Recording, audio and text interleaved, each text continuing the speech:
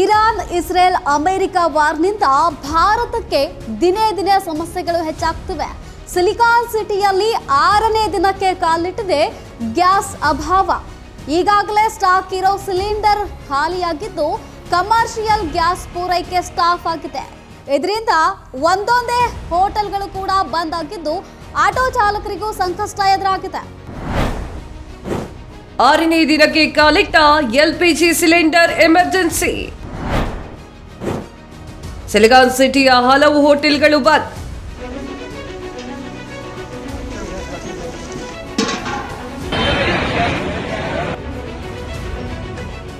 ಕೊಲ್ಲಿಯಲ್ಲಿ ಯುದ್ಧ ಶುರುವಾಗಿ ಸುಮಾರು 13 ದಿನಗಳಾಗಿದೆ. ವಾರ್ ಎಫೆಕ್ಟ್ನಿಂದಾಗಿ ಅಕ್ಕಪಕ್ಕದ ದೇಶಗಳು ಕೂಡ ಭಾರಿ ಪರಿಣಾಮವನ್ನು ಅನುಭವಿಸ್ತಾ ಇದೆ. ಭಾರತದಲ್ಲಿ ಗ್ಯಾಸ್ ಸಮಸ್ಯೆ ಹೆಚ್ಚಾಗ್ತಾ ಇದೆ. ಕಮರ್ಷಿಯಲ್ ಸಿಲಿಂಡರ್ ಸಿಗದೆ ಪರದಾಡುವವರ ಸ್ಥಿತಿ ಜಾಸ್ತಿಯಾಗಿದೆ. ಮಧ್ಯಪ್ರಾಚ್ಯದಲ್ಲಿ ಯುದ್ಧ ಭಾರತದಲ್ಲಿ ಭಾರಿ ತೊಂದರೆಯನ್ನ ಉಂಟು ಮಾಡಿದೆ.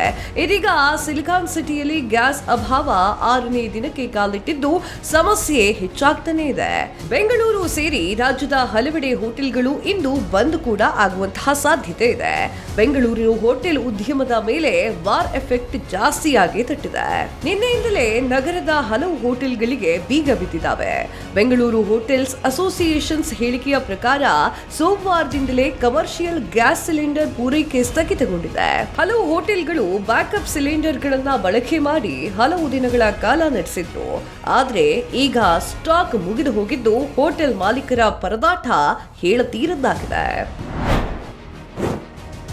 ಕಮರ್ಷಿಯಲ್ ಗ್ಯಾಸ್ ಸಿಗದೆ ಚಾಲಕರ ಪರದಾಟ.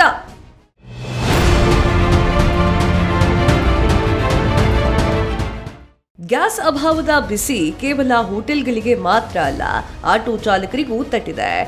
ಎಲ್ಪಿಜಿ ಆಟೋಗಳಿಗೆ ಗ್ಯಾಸ್ ಪೂರೈಕೆ ಸ್ಥಗಿತಗೊಂಡಿದೆ. ನಗರದಾದ್ಯಂತ ಹಲವು ಗ್ಯಾಸ್ ಬಂಕ್ಗಳು ಕ್ಲೋಸ್ ಆಗಿದೆ.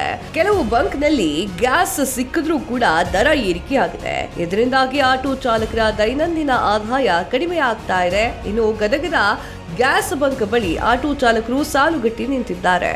ಯುದ್ಧ ಮುಂದುವರೆದ್ರೆ ಆಟೋ ಸೇವೆ ಸ್ಥಗಿತಗೊಳ್ಳುವಂತಹ ಅಪಾಯವಿದೆ ಅಂತ ಹೇಳಿ ಚಾಲಕರು ಆತಂಕವನ್ನ ವ್ಯಕ್ತಪಡಿಸಿದ್ದಾರೆ.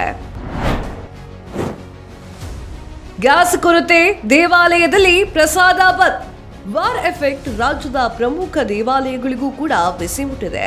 ದಿನನಿತ್ಯ ಸಾವಿರಾರು ಭಕ್ತರಿಗೆ ಪ್ರಸಾದ ವಿತರಣೆ ಮಾಡ್ತಾ ಇದ್ದಂತಹ ದೇವಾಲಯಗಳಲ್ಲಿ ಸಿಲಿಂಡರ್ ಅಭಾವದಿಂದ ಬಂದ್ ಮಾಡಿದ್ದಾರೆ. ಪ್ರಸಿದ್ಧ ಘಾಟಿ ಸುಬ್ರಹ್ಮಣ್ಯ ದೇವಾಲಯ, ಮಲೆಮಹದೇಶ್ವರನ ಬೆಟ್ಟ ಸೇರಿ ಹಲವು ದೇಗುಲಗಳಲ್ಲಿ ಪ್ರಸಾದ ವಿತರಣೆ ತಾತ್ಕಾಲಿಕವಾಗಿ ಸ್ಟಾಪ್ ಮಾಡಲಾಗಿದೆ. ಇನ್ನು ಘಾಟಿ ಸುಬ್ರಹ್ಮಣ್ಯ ದೇವಸ್ಥಾನದಲ್ಲಿ ಸೌದೆ ಒಲೆ ಬಳಿಕ ಕೇವಲ 5,000 ಜನರಿಗೆ ಮಾತ್ರ ಊಟದ ವ್ಯವಸ್ಥೆಯನ್ನ ಮಾಡಲಾಗಿದೆ. ಬುಕಿಂಗ್ ನಂಬರ್ ಸ್ವಿಚ್ ಆಫ್, ಹೆಚ್ಚಿದ ಆತಂಕ. ಪಶ್ಚಿಮ ಏಷ್ಯಾದಲ್ಲಿ ಹೆಚ್ಚಾಗ್ತಾ ಇರುವಂತಹ ಸಂಘರ್ಷದಿಂದಾಗಿ ಅನಿಲ ಪೂರೈಕೆಯಲ್ಲಿ ಅಡಚಣೆ ಉಂಟಾಗಬಹುದು ಎನ್ನುವಂತಹ ಆತಂಕದ ನಡುವೆ ಹಲವಾರು ಗ್ಯಾಸ್ ಏಜೆನ್ಸಿಗಳಲ್ಲಿ ವಿಚಾರಣೆ ಹೆಚ್ಚಾಗ್ತಾ ಇದ್ದು ವಿತರಕರು ಇಲ್ಲ ಅಂತ ಹೇಳುತ್ತಾ ಇದ್ದಾರೆ. ಎಲ್ಪಿಜಿಯಲ್ಲೂ ಕೊರತೆ ಉಂಟಾಗಿದ್ದು ಹಲವು ಗ್ರಾಹಕರು ಬುಕ್ಕಿಂಗ್ಗೆ ಯತ್ನ ಮಾಡುತ್ತಾ ಇದ್ದಾರೆ. ಈ ವೇಳೆ ಬುಕಿಂಗ್ ನಂಬರ್ ಕೂಡ ಸ್ವಿಚ್ ಆಫ್ ಆಗಿಬಿಟ್ಟಿದೆ. ಗ್ಯಾಸ್ ಪೂರೈಕೆಯಲ್ಲಿ ಅಡ್ಡಿ ಉಂಟಾಗಬಹುದು ಎನ್ನುವಂತಹ ಭಯದಿಂದ ಅನೇಕ ಗ್ರಾಹಕರು ಮುಂಚಿತವಾಗಿಯೇ ಗ್ಯಾಸ್ ಬುಕಿಂಗ್ ಮಾಡ್ತಾ ಇದ್ದು ಗ್ಯಾಸ್ ಏಜೆನ್ಸಿಗಳಿಗೆ ತಲೆನೋವಾಗಿದೆ.